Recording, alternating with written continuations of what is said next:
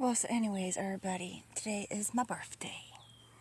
And I've just been harvesting some free food.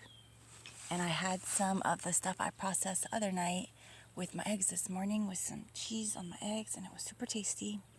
Again, I did it in the bucket a little bit different from what you would do, just like a quick sauerkraut, and that I put it in a really salty brine before I weighed it down. And if you wanted some foods to be lasting up all winter, that's what you would do. Although they would have used ceramic crocks back then. And people talk about the zombie apocalypse and things like that, but when my mother was very young in South Korea, being raised by her widowed grandmother on a little sweet potato farm, they used to have to bury their food to hide it from the South Korean soldiers. Okay? A lot of you think you understand history, and it's all a lie. Okay?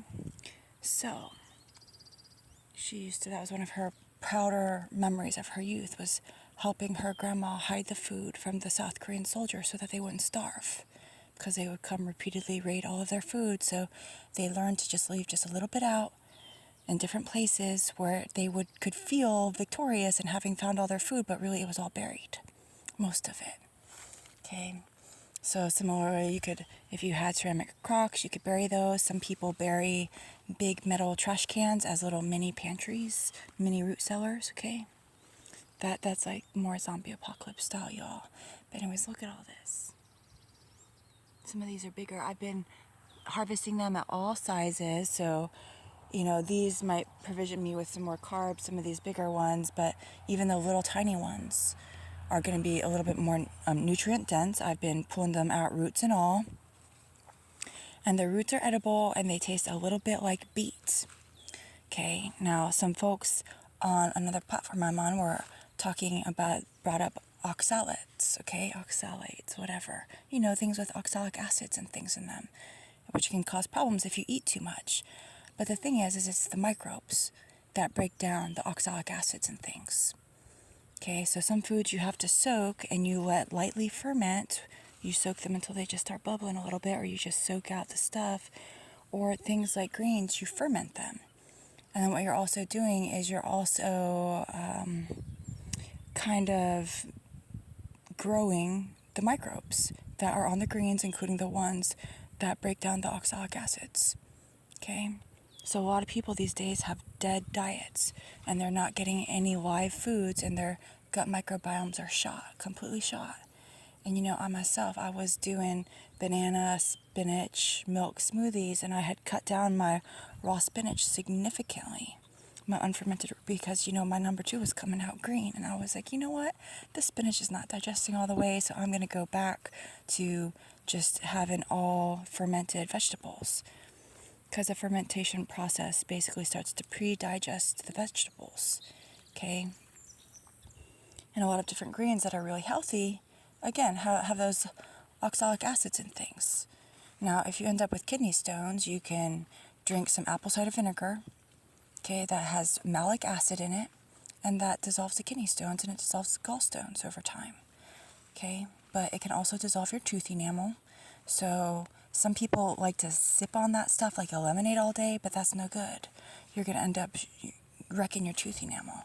So you just want to put it in some water and shoot it down and rinse it down with some more water, and then brush your teeth or something afterward. Because especially if you're taking a little bit every day, over time you're going to wreck your tooth enamel. Okay, because this stuff can dissolve the kidney stones, and it can dissolve your tooth enamel.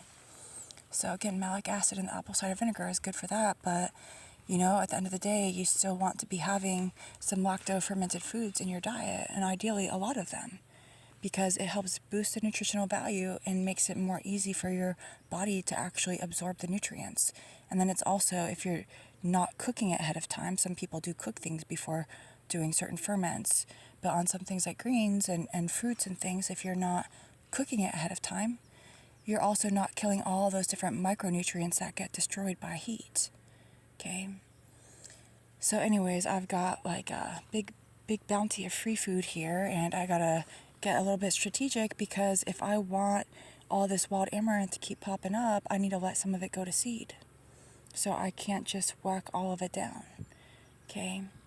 So I have to find that middle ground of what do my beans need to produce well. Okay, because I still don't know what I'm going to get out of these beans or not this year.